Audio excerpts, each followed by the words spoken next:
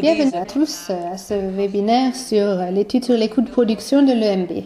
Cela fait maintenant 8 ans que l'European Milk Board présente cette étude sur les coûts de production. En effet, les différentes méthodes de calcul utilisées dans d'autres études de l'Union européenne, les représentants politiques, des fonctionnaires ou des comptables, ne prennent pas toujours en compte tous les postes de coûts et ne prennent souvent pas en compte le coût du travail de manière satisfaisante.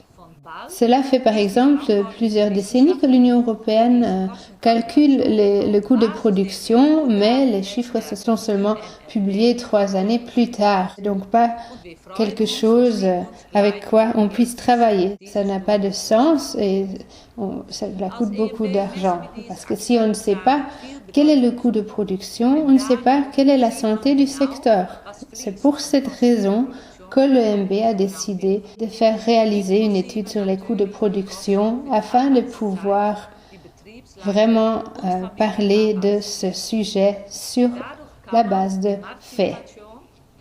La responsable de l'étude est Karin Jurgens du BAL et c'est elle qui effectue cette étude sur la base de données du RICA de l'Union européenne. Et nous nous réjouissons qu'elle soit ici aujourd'hui pour nous présenter ces données.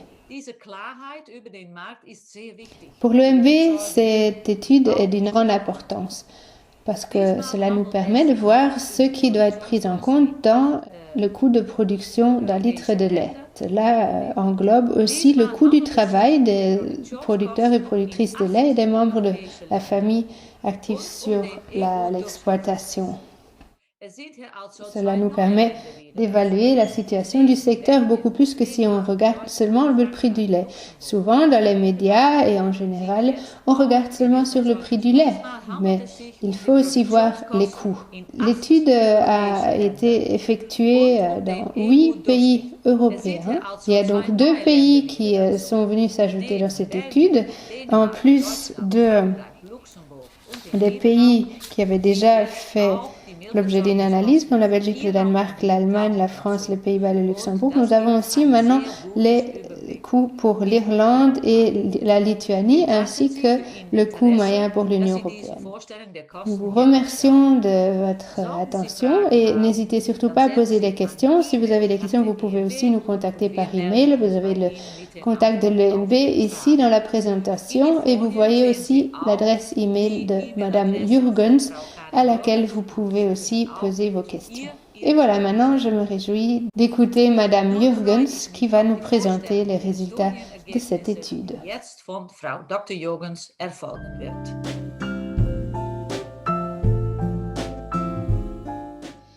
Ja, vielen Dank, Frau van Kampenaar, für die nette Überleitung und ich möchte mich gerne dem Publikum vorstellen. Ich bin Dr. Bonjour, merci beaucoup Madame Vansita van Kampenaar. Je vais me présenter brièvement. Je m'appelle Karin Jurgens et je suis la directrice du bureau d'agriculture et de sociologie agricole. Je suis en charge des études sur les coûts de production depuis 2012 maintenant et c'est donc moi qui réalise les études sur les coûts de production à la demande du Make Milk Board en Allemagne et de l'European Milk Board et de ses associations membres. Aujourd'hui, je voudrais vous présenter les résultats qui ont été calculés sur la base des résultats du RICA de 2018, c'est-à-dire les résultats des coûts de production pour l'année 2019. Ici, vous voyez le titre de l'étude, quel est le coût de la production laitière. C'est donc une étude réalisée dans 8 États membres. Les résultats sont calculés sur la base de données européennes, les données du RICA, pour évaluer donc les résultats sur les coûts de production dans ces 8 pays européens et en plus, nouveau depuis cette année aussi pour la moyenne européenne.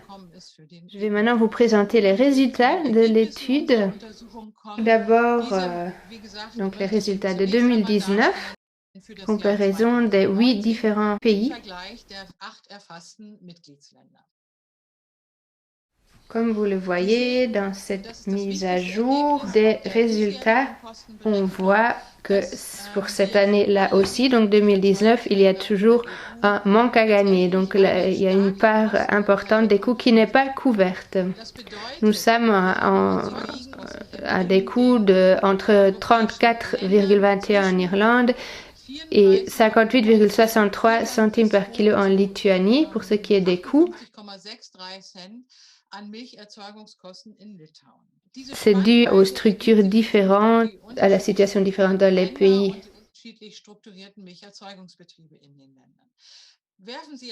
Comme vous voyez, le prix du lait, quant à lui, varie beaucoup moins. En 2019, il était entre environ 29 centimes et jusqu'à 34 centimes maximum au Danemark. Cela fait que en 2019, une partie importante des coûts n'était pas couverte, entre 3 centimes, presque 3 centimes, jusqu'à presque 20 centimes des coûts n'étaient pas couverts. Cela vient ainsi du fait que nous avons donc ce paramètre des revenus basé sur les conventions collectives ou comme je l'ai expliqué tout à l'heure. Nous prenons donc en compte dans cette étude un revenu adéquat, un revenu équitable dans les pays. Donc si on prend en compte ce revenu, ce coût du travail, les coûts ne sont donc pas couverts.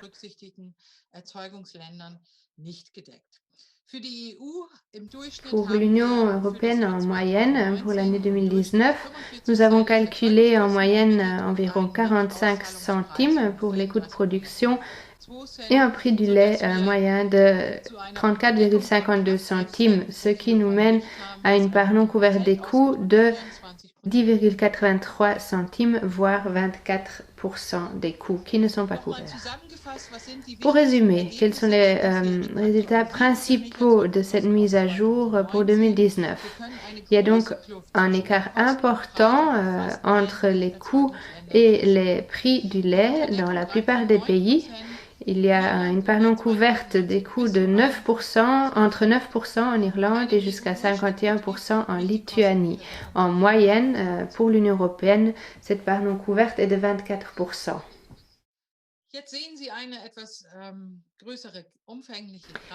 Ici, vous voyez un graphique assez détaillé qui présente l'évolution des coûts, des prix et de la part non couverte sur une moyenne de 5 ans. Nous avons à nouveau les 8 pays, la Belgique, le Danemark, l'Allemagne, la France, l'Irlande, la Lituanie, le Luxembourg et les Pays-Bas. Et à droite, en plus, les chiffres pour la moyenne européenne. Il y a 2 ans, nous avions toujours présenté les résultats pour les pays Belgique, Danemark, Allemagne, France, Luxembourg et Pays-Bas. Maintenant, dans cette édition, nous avons donc ajouté l'Irlande ainsi que la Lituanie en tant que premier pays de l'Europe de l'Est. Ces résultats montrent aussi les différences structurelles qu'il y a entre les pays par rapport à ce graphique. Donc ici, vous voyez l'évolution des coûts de production du lait entre 2015 et 2019 dans les différents pays. 2019 est donc le résultat d'un calcul de tendance, comme je le disais tout à l'heure.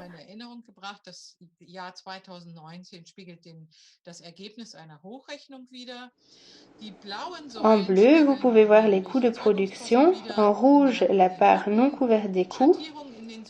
Et les points noirs et la ligne noire correspondent à l'évolution du prix du lait.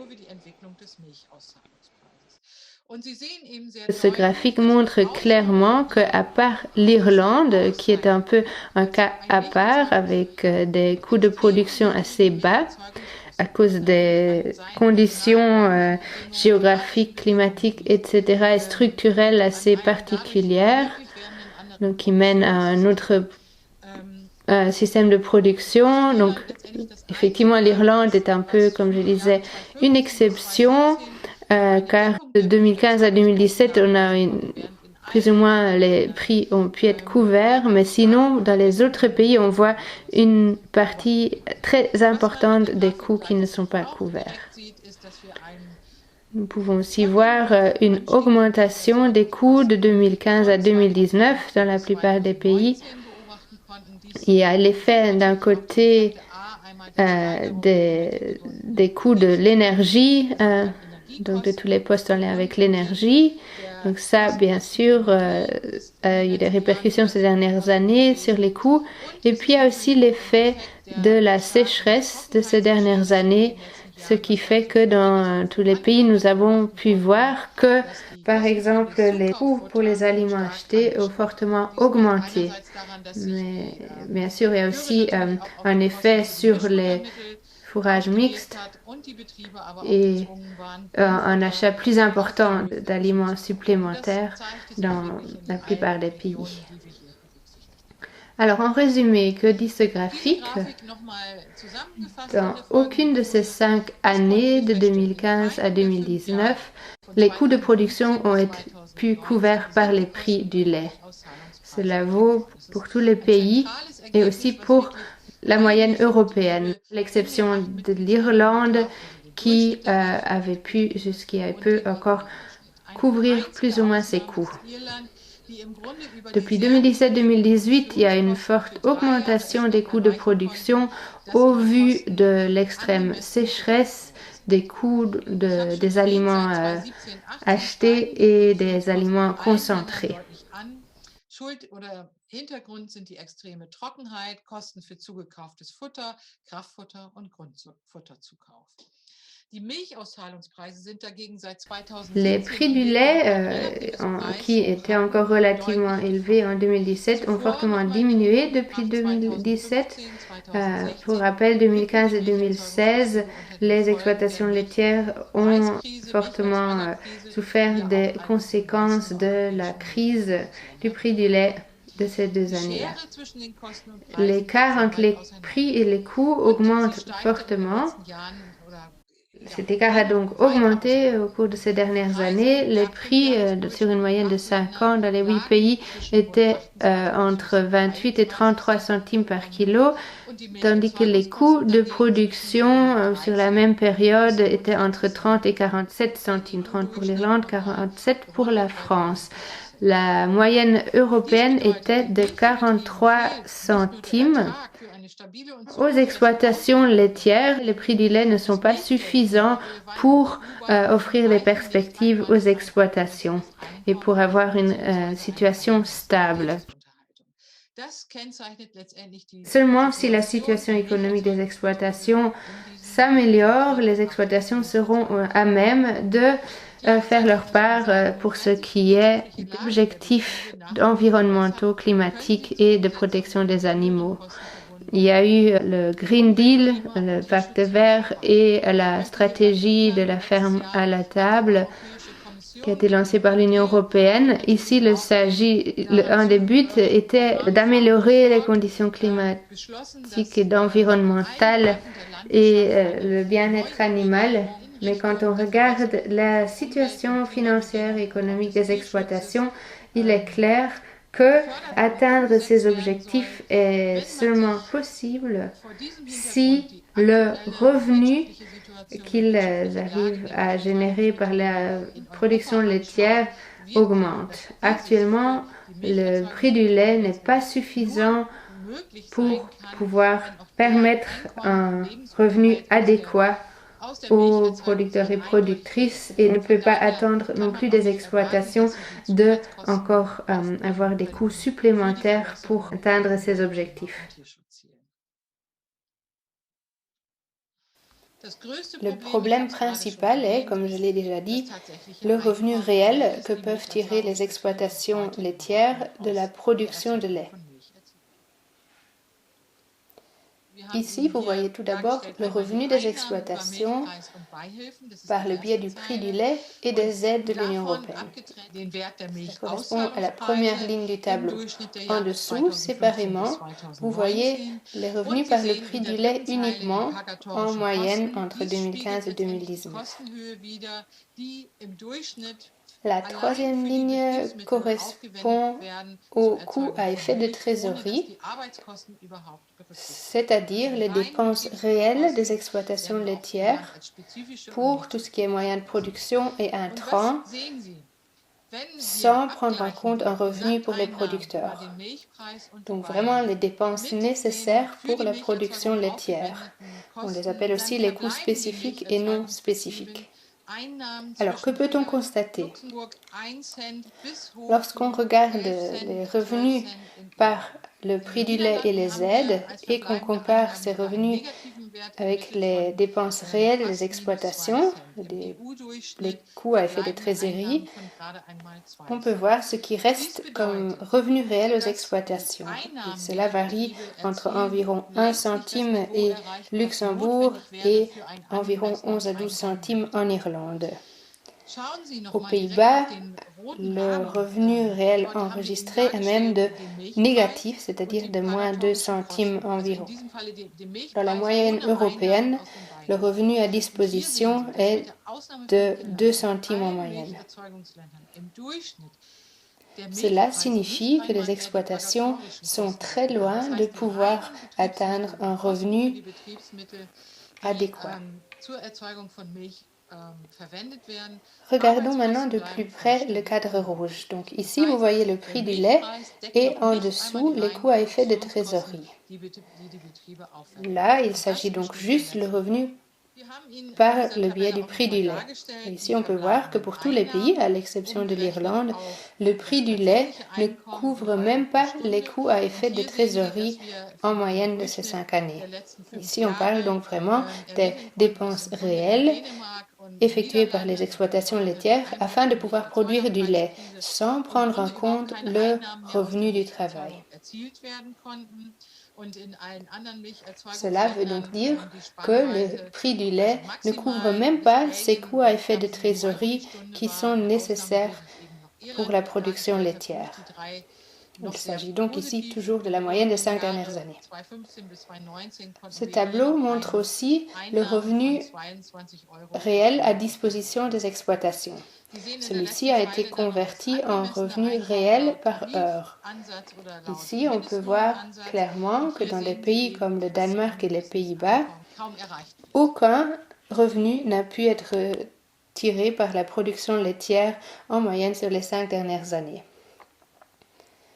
Cela est notamment dû aux années de crise du lait. Dans tous les autres pays, on atteignait au maximum, disons, 7 € par heure en Belgique, à l'exception de l'Irlande, qui, au vu des 3 années qui étaient encore bonnes entre 2015 et 2019, a pu afficher un revenu moyen réel de 22 € par heure. Et dans la dernière ligne, vous voyez aussi ce qui représente un revenu équitable, un revenu adéquat qui correspond aux conventions collectives ou au double du salaire minimum. Et on voit très clairement que ce revenu équitable n'est pas atteint.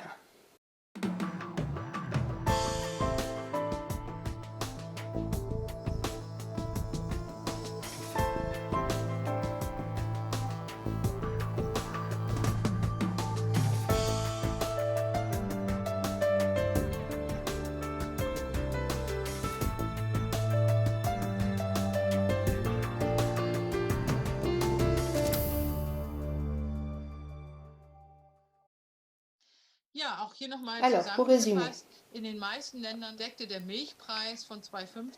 pendant les 5 années de 2015 à 2019, le prix du lait ne couvrait en général même pas les coûts à effet de trésorerie. Et même en prenant en compte les aides, dans des pays comme le Danemark et les Pays-Bas, les coûts à effet de trésorerie n'étaient pas couverts. Et dans les autres pays aussi, les revenus réels étaient toujours loin en dessous du paramètre des revenus. Moyen atteint était d'environ 3,25 € par heure. Seul en Irlande, les producteurs ont pu atteindre sur la moyenne de 5 années un revenu de 22,23 € par heure, ce qui correspond environ au paramètre des revenus établi dans ce cas sur la base du double du salaire minimum, et ceci donc brut et comprenant la part de l'employeur. Alors, le bilan. La production laitière ne permet pas un revenu équitable.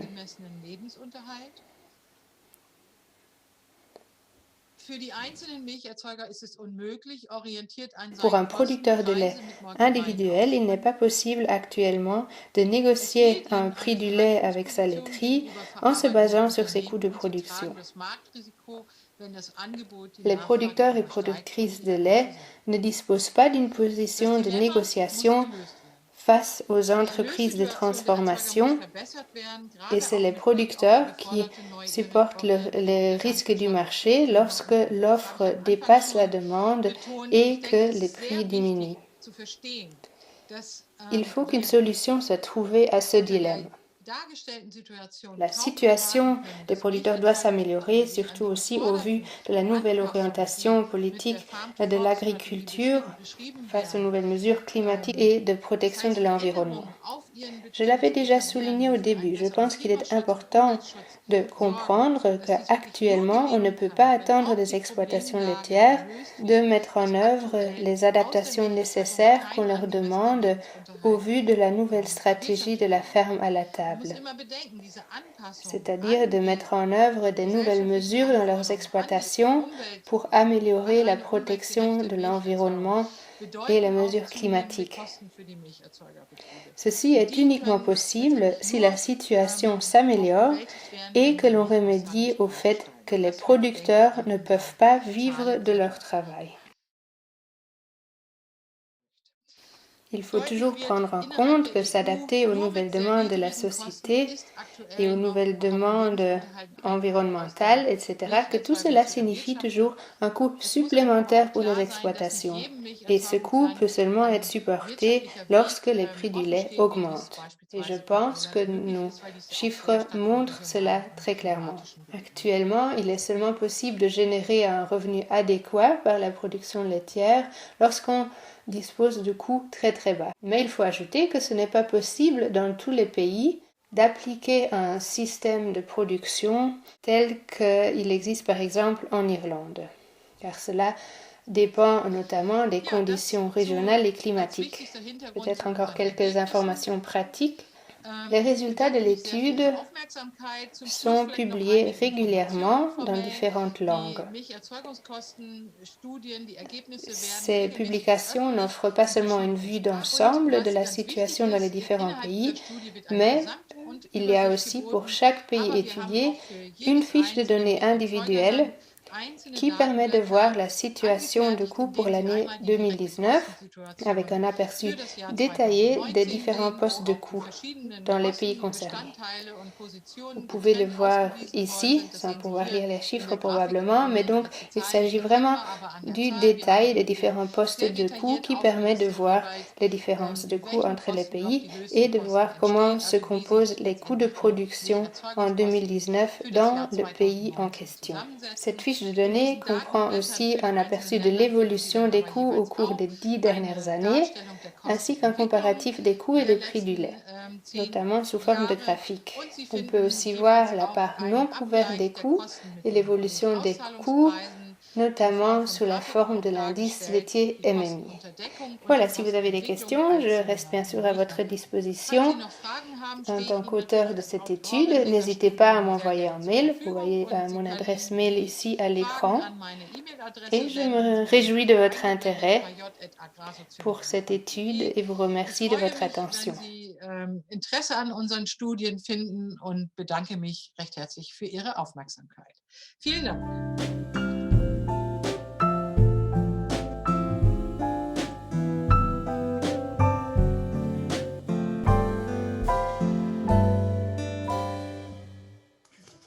etwas über die Kosten von den Niederlanden.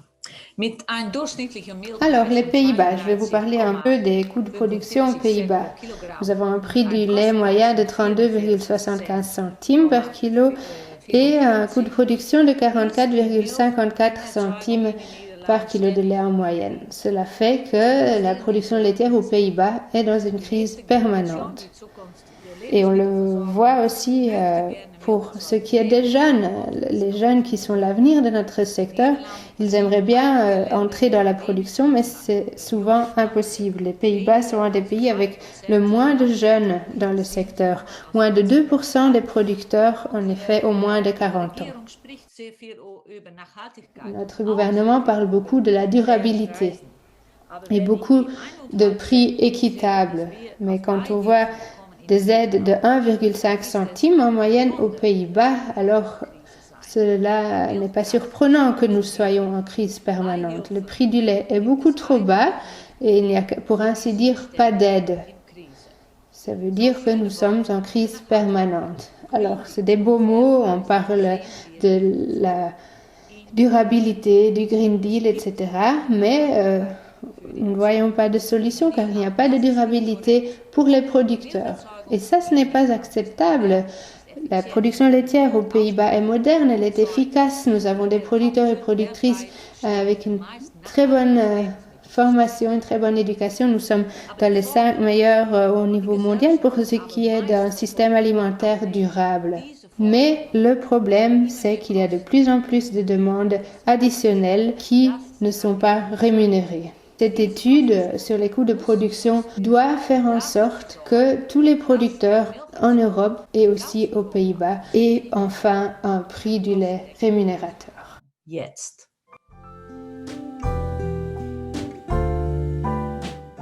Mais voilà, si on doit parler d'actualité au niveau des coûts de production en Belgique, c'est clair qu'aujourd'hui on a certainement besoin de 47 cents pour pouvoir prétendre à dégager encore un revenu de la production.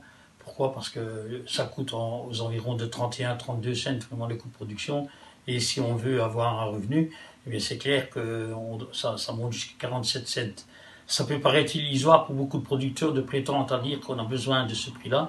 Mais bon, voilà, le coût de la vie fait que si on veut remplacer des machines sur la ferme et tout et vivre décemment de notre métier, eh bien on a besoin de ce prix équitable de 47 cents. Ou sinon, c'est pas rentable. Bon, il va y avoir une faille dans le système, qu'on ne saura plus renouveler ces machines, voilà. Et c'est aujourd'hui le prix qu'on a besoin pour pouvoir s'en sortir en Belgique. Surtout que chez nous, on n'est pas tellement bien mis non plus au niveau européen. Pourquoi? Parce qu'on est le 22e pays qui paye le plus mal. On a 2 grosses coopératives qui collectent environ 80% de notre lait et qui se sont mis vraiment sur le marché à l'exportation au niveau mondial.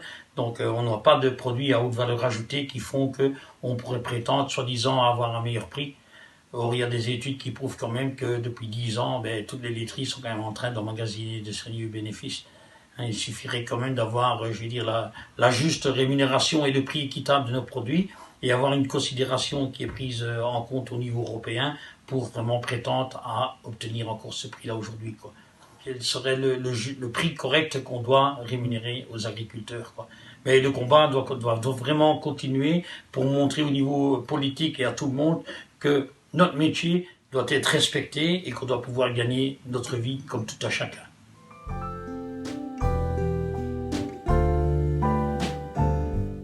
Ja, schönen guten Morgen, hier aus Deutschland. Elmar Hahn, mein Name. Bonjour à tous. Depuis l'Allemagne, mon nom est Elmar Hahn. Je suis le représentant du conseil d'administration du BDM, mais aussi de l'EMB. Alors, concernant l'étude sur les coûts de production, je voudrais bien vous décrire 2 idées. Tout d'abord, il y a l'idée politique. Nous, en tant que producteurs et productrices laitiers, surtout dans les régions avec beaucoup de bovins, nous allons avoir des grands problèmes face à la réduction des paiements directs. Parce que, vu que nous allons perdre un certain pourcentage de ces aides, nous n'allons pas pouvoir les compenser par des programmes écologiques ou des paiements du deuxième pilier. C'est pour ça que notre revendication est que le cadre économique, le cadre du marché soit renforcé, soit amélioré, pour nous permettre de gagner cet argent sur le marché. Car sinon, dans ce processus, dans ce changement structurel de l'agriculture, nous allons perdre un très grand nombre d'exploitations, aussi beaucoup de grandes exploitations. Ça, c'est donc la demande politique. Sinon, au niveau du secteur, nous sommes aussi en train d'élaborer nos revendications. Notre demande est qu'un indice des coûts soit établi. Et celui-ci servirait de base aux critères de durabilité. Il faut donc une base, car sinon ces critères de durabilité seront introduits, mais ils ne seront pas rémunérés. C'est-à-dire que nous devrons les mettre en œuvre sans qu'ils soient rémunérés. C'est pour ça qu'il faut élaborer une espèce de modèle de calcul pour donner une base au coût de production avant que tous ces nouveaux programmes et critères soient introduits. Une fois que c'est fait, alors ces critères de durabilité peuvent avoir un prix qui doit alors être payé lorsque ceux-ci sont mis en œuvre. Ceci est très important. Aussi pour que les grandes surfaces puissent reconnaître nos coûts de production et qu'ils comprennent bien que chaque demande additionnelle doit avoir un prix. Nous devons aussi préfinancer beaucoup de choses et nous devons pouvoir regagner et payer ces critères par le biais du marché.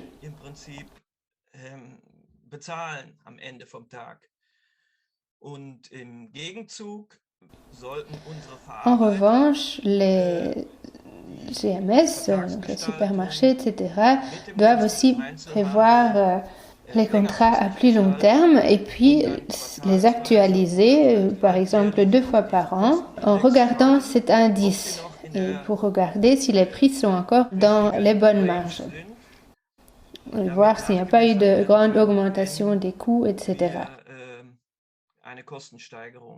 Voilà, ça c'était les deux idées, cette idée politique et puis cette idée au niveau sectoriel.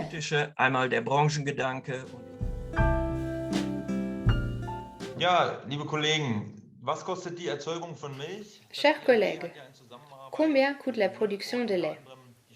L'EMB vient de réaliser une mise à jour de cette étude sur les coûts de production du lait, ceci notamment en collaboration avec le Meckmilchbord en Allemagne.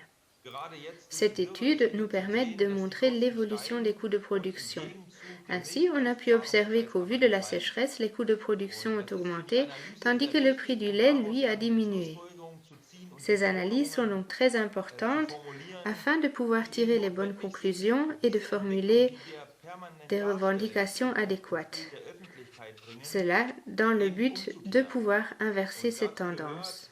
Nos revendications englobent notamment la mise en œuvre de l'article 148 de l'Organisation commune des marchés. En d'autres termes, nous demandons que le prix du lait soit fixé à l'avance, dans le cadre d'un contrat d'achat, et ce donc avant que le lait ne soit collecté. Cela nous permettra de ramener de la valeur ajoutée sur les exploitations et à celles-ci d'avoir l'argent nécessaire pour financer cette transition qu'on nous demande et qui est nécessaire. Nous serons ainsi à même de nous concentrer à nouveau sur les aspects écologiques et sociaux, tout comme maintenant l'accent est surtout mis sur l'accent économique.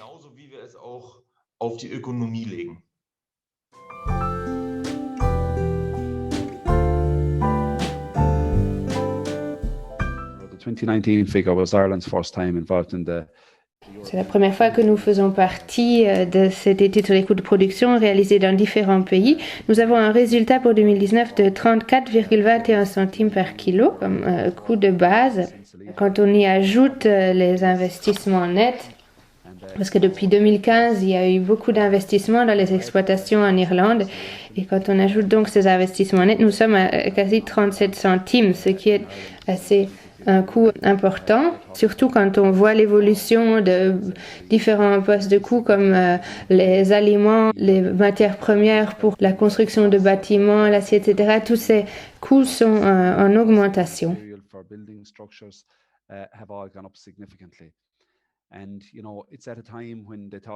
Et après, on parle beaucoup de développement durable, de plus de durabilité au niveau social, environnemental, etc. Mais cela n'est pas possible sans une durabilité économique qui s'avère difficile au vu de la stagnation des prix au cours des dernières années. J'espère que cela deviendra clair de plus en plus que ce n'est pas possible de produire des matières premières à long terme en dessous des coûts de production. Ce n'est pas durable au niveau économique. Sans cette durabilité économique, nous ne pouvons pas avoir de durabilité sociale et environnementale. On parle beaucoup d'environnement, c'est toujours le mot-clé dans les discussions au niveau européen. Mais voilà, cette durabilité engendre des coûts supplémentaires et ceux-ci ne pourront pas être portés par les producteurs et productrices car les résultats de cette étude qui est présentée aujourd'hui montrent très clair qu'il n'y a pas de marge justement pour des coûts supplémentaires au niveau des producteurs. Merci.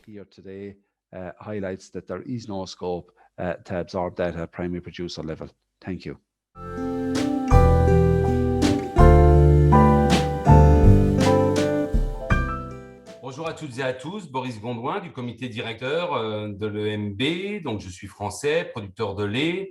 Pour bien négocier et pour bien se battre, il faut savoir combien nous coûte un litre de lait. Alors, grâce à l'EMB, j'ai envie de dire que les maisons du lait dans les pays différents en Europe, donc pour le CNIEL en France, pour pas le citer, finalement, ils ont aussi commencé à essayer de calculer un petit peu les coûts de production. Les centres de gestion ont commencé à être un peu plus attentifs aux agriculteurs en disant, voilà, vous avez un coût de production de temps et je pense que ça, c'est la base de tout. Alors, on va dire que cette année, on a recalculé donc les coûts de production sur divers pays et notamment aussi pour le lait bio. Mais là, je vais vous parler de la France. Donc là, aujourd'hui, nous sommes à plus de 50 centimes. Alors, ce qui explique, alors jusque maintenant, on était toujours dans la moyenne au niveau européen, puisqu'on était toujours aux alentours des 45 centimes. Bon, vous le savez, la météo a vraiment fait des siennes depuis quelques années. Nous avons subi la sécheresse, nous avons subi des choses au niveau météo qui étaient quand même assez insupportables. Mais le problème, c'est que je pense que ça va être malheureusement assez durable dans le temps.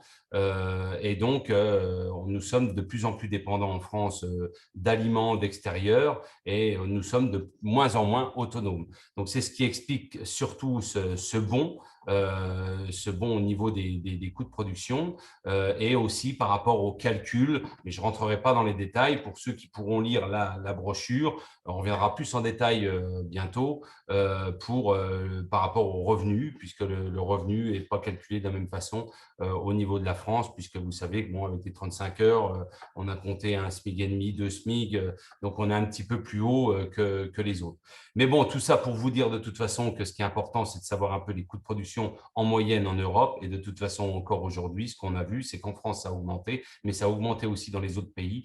Donc, on est encore bien loin, notre lait est encore bien loin des coûts de production. Aujourd'hui, on est payé aux alentours des 33-35 centimes avec les compléments de prix.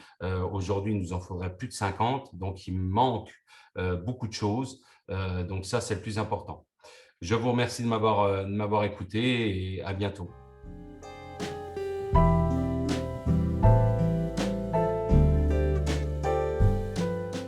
Among all 8 countries researched in this study, Lithuania Parmi les 8 pays qui ont fait partie de cette étude sur les coûts de production, c'est la Lituanie qui affiche le coût de production du lait le plus élevé. En 2019, par exemple, un coût de production de plus de 58 centimes, 58,63 centimes, et en même temps, le prix du lait moyen pendant cette même période n'était de même pas 29 centimes par kilo. Cela signifie que 51% des coûts en Lituanie n'étaient pas couverts. Si pour différentes raisons, cette situation devait rester telle qu'elle est, nous pouvons voir cette évolution qui existe déjà se renforcer. C'est-à-dire qu'il n'y a plus de nouveaux producteurs qui se lancent dans la production laitière et en même temps un grand nombre de producteurs qui quittent le secteur. Ça, c'est bien sûr un grand défi aussi pour l'industrie laitière en Lituanie et nous devons faire nos devoirs par rapport aux responsables politiques. Et notre association fait ce travail politique en Lituanie et ensemble avec ses partenaires européens. Et nous essayons de faire en sorte que tous les outils nécessaires soient mis à disposition pour le secteur laitier pour que nous puissions rendre le secteur plus efficace.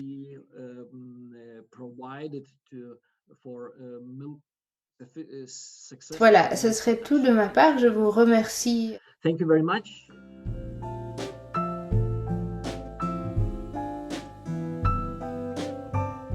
Kjartan, I'm in the board of directors of Bonjour à tous, je m'appelle Kjartan, je suis membre du comité directeur de l'EMB et producteur bio au Danemark. Je voudrais vous dire quelques mots sur notre étude sur les coûts de production. Cette étude existe depuis plusieurs années déjà, mais de plus en plus de pays y participent et cela fait une grande différence. Des analyses similaires existent aussi au Danemark. On regarde aussi les prix et les coûts, mais dans notre étude, on va beaucoup plus en détail et cela permet vraiment de voir les différences. Au Danemark, par exemple, on peut voir qu'un des postes de coûts importants, lorsqu'on compare les résultats des différents pays, sont les frais du personnel. En effet, les exploitations au Danemark sont plus grandes et nous avons plus de salariés et cela se voit très clairement dans les chiffres. Mais finalement, tout cela a peu d'importance. Lorsqu'on regarde les chiffres des différents pays, ce qu'on peut voir surtout, c'est que les coûts ne sont pas couverts. Ce problème existe depuis très longtemps et la situation se dégrade de plus en plus. C'est pour ça que nous devons vraiment agir et j'espère que grâce à la réforme de la PAC et des réformes à venir dans les États membres, que enfin les producteurs pourront vivre de leur travail et que les aliments prendront une place plus importante. Merci beaucoup.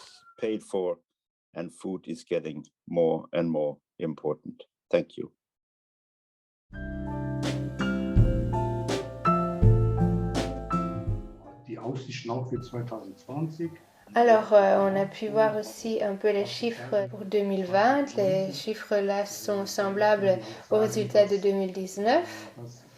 Et cela nous permet de dire que la charge pour les exploitations est vraiment très très importante et augmente avec un écart croissant entre les coûts et les prix. Cela fait longtemps que nous ne parvenons plus à couvrir les coûts de production par le prix du lait et il y a de plus en plus d'exploitations qui sont obligées de financer la production par d'autres filières. Et ce n'est pas possible que juste parce qu'il y a par exemple des bonnes conditions pour une installation photovoltaïque sur le toit que ce revenu doit être utilisé pour que la production puisse continuer. Donc pour faire survivre les exploitations. Voilà, la part non couverte des coûts est d'environ 20%. Ces revendications supplémentaires pour ce qui est des règles supplémentaires en termes d'écologie, etc., ce n'est pas acceptable avec des coûts toujours supplémentaires, tandis que de toute façon déjà nos coûts ne sont pas couverts.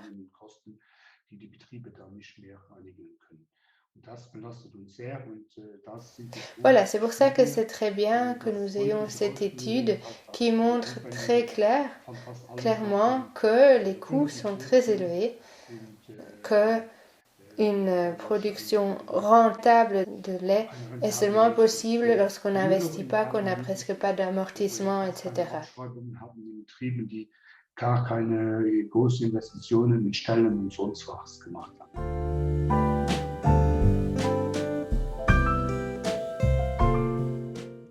Zunächst mal will ich gerne Frau Dr. Jürgens bedanken. Tout d'abord, un grand merci à Madame Jürgens pour son travail et merci aussi à tous les membres de l'EMB qui font en sorte que tous en Europe, que les responsables politiques, les producteurs, la société puissent maintenant avoir une bonne image de quelle est l'évolution des coûts de production en Europe. Car les 8 pays analysés sont des pays importants. Cela donne vraiment une bonne image de la situation dans l'Union européenne. La situation des coûts montre clairement que ce n'est pas assez ce que reçoivent les producteurs pour leur lait. Donc n'hésitez pas à distribuer cette étude. Et c'est important que tout le monde comprenne que la situation est si difficile, que ce n'est pas seulement les producteurs qui le disent, mais que ces affirmations sont basées sur des faits. Le prix du lait est bas et les coûts sont élevés. Le prix du lait n'a en fait presque pas évolué ces dernières 50 années. Ce n'est pas acceptable. On sait très bien qu'avec les revenus d'il y a 50 ans, on ne sait pas survivre de nos jours. C'est important que nous ayons une image claire de la réalité du marché et qu'on se rende compte que pour avoir le pacte vert, pour avoir cette durabilité, qu'on a besoin d'un prix équitable. Pas demain, pas après-demain, mais maintenant. Les responsables politiques parlent beaucoup de durabilité, mais il faut aussi faire en sorte que cette durabilité soit donnée. C'est clair que par le marché actuel, ce n'est pas possible, car ce n'est pas possible pour les producteurs laitiers de couvrir leurs coûts de production. Donc vous voyez, les faits sont là, donc il s'agit maintenant de les utiliser dans notre travail politique. C'est important d'avoir une politique qui prenne aussi en compte les producteurs. Cela fait des années que ce n'est pas le cas. Nous avons perdu plus de la moitié des producteurs ces dernières décennies et on ne peut pas se permettre d'en perdre encore plus. Ça ne va pas. Il faut que nous puissions nous nourrir, que les producteurs puissent produire des aliments. Nous sommes là encore dans une grande crise, dans cette pandémie, et la seule sécurité que nous avions, c'est que après que le magasin soit peut-être vide un jour, que le lendemain, il soit à nouveau rempli avec des produits de bonne qualité produits par nos producteurs en Europe. Et ça, c'est très important pour une qualité de vie en Europe. Mais si on veut que ça continue, les producteurs ont besoin d'un prix équitable. Je vous remercie de votre attention. Brauchen die Bauern einen fairen Preis. Danke für Ihren Interesse.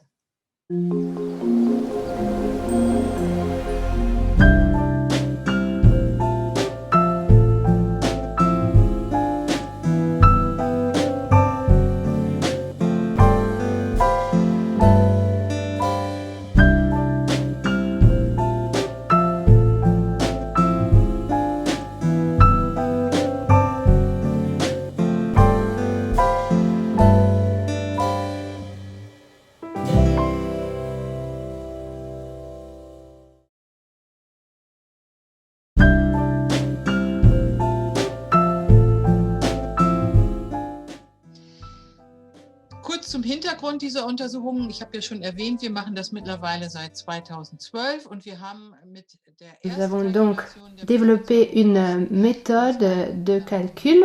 Cette méthode nous permet, vu qu'elle est la même pour tous les pays, de comparer les résultats. Ce qui est important à savoir, c'est que les résultats sont valables pour les exploitations professionnelles spécialisées. Cela est possible parce que les données d'Eureka sont donc classées en fonction des différentes filières et spécialisations et nous nous basons donc sur les exploitations professionnelles spécialisées et l'étude est donc valable aussi seulement pour ces exploitations-là, c'est-à-dire des exploitations plus grandes dans les différents pays, c'est-à-dire que les exploitations en temps partiel sont exclues de cette étude. C'est un point important. Une autre différence par rapport à d'autres analyses de coûts que vous connaissez peut-être, comme par exemple les analyses des réseaux nationaux d'exploitation pilote ou les calculs dans le cadre du EU Dairy Farms Report. Donc, une des différences, c'est la méthode de calculer le coût du travail des exploitants et exploitantes indépendants et des membres de la famille. Nous calculons ce paramètre des revenus sur la base des conventions collectives valables dans les pays ou en prenant en compte le double du salaire minimum valable dans le pays. Alors, pourquoi avoir choisi cette méthode de calcul? La différence est que l'Union européenne, par exemple, se base sur des chiffres moyens des salaires payés à des main-d'œuvre pour remplacer les membres de la famille sur les exploitations, c'est-à-dire ce sont des salaires qui ne prennent pas en compte les qualifications professionnelles de l'exploitant ni des membres de la famille.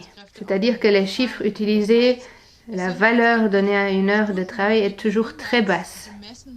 Nous souhaitions choisir une autre méthode justement pour éviter cela.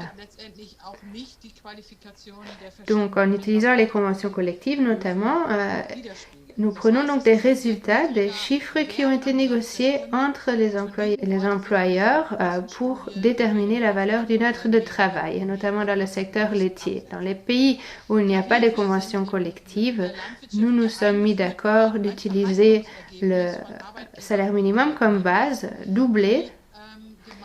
Et un autre point important, c'est que ce paramètre des revenus prend toujours en compte les charges de l'employeur parce que ces charges devraient être prises en compte par les exploitants s'ils devaient engager quelqu'un. Un autre point important, c'est que les aides sont toujours prises en compte en tant que revenus et les aides sont donc déduites des coûts.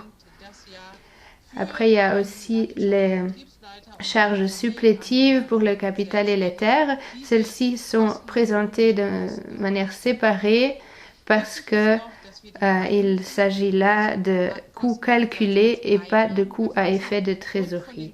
Ils ne sont donc pas pris en compte dans le résultat final. Un autre point important, c'est les données du RICA datées du jour d'il y a 3 ans. Maintenant, il s'agit de données d'il y a 1 ou 2 ans et nous essayons toujours de présenter les chiffres les plus actuels possibles. Ici, nous présentons donc les chiffres pour 2019 grâce à une méthode d'extrapolation de cette étude. Les données du RICA ont été publiées en 2019 et cela nous a permis donc de faire les actuels calculs avec cette extrapolation des coûts pour l'année 2019. Ici, vous voyez aussi l'approche choisie que nous présentons ici dans le graphique. Vous voyez donc les coûts pour les exploitations spécialisées, mais les données qui se trouvent dans le RICA font toujours référence au coût total de l'exploitation. C'est pour ça qu'il est important de regarder toujours les différents postes et les charges de ces postes séparément et de les allouer à la production laitière uniquement. Ici, vous voyez par exemple l'allocation sur les bovins, basée donc sur les charges pour les aliments, et nous utilisons aussi d'autres facteurs dans le calcul, comme par exemple l'allocation pour les charges pour les bovins et le lait, ou par exemple les charges des cultures fourragères qui sont aussi donc prise en compte que pour le lait. Un autre point est que les résultats font référence au lait qui a été collecté par les laiteries et non au volume total des exploitations. Ermitteln, sondern auf die abgelieferte Milch, indem wir die innerbetriebliche Verwendung von Milch von der Gesamterzeugungsmenge der Milcherzeugungsbetriebe abziehen.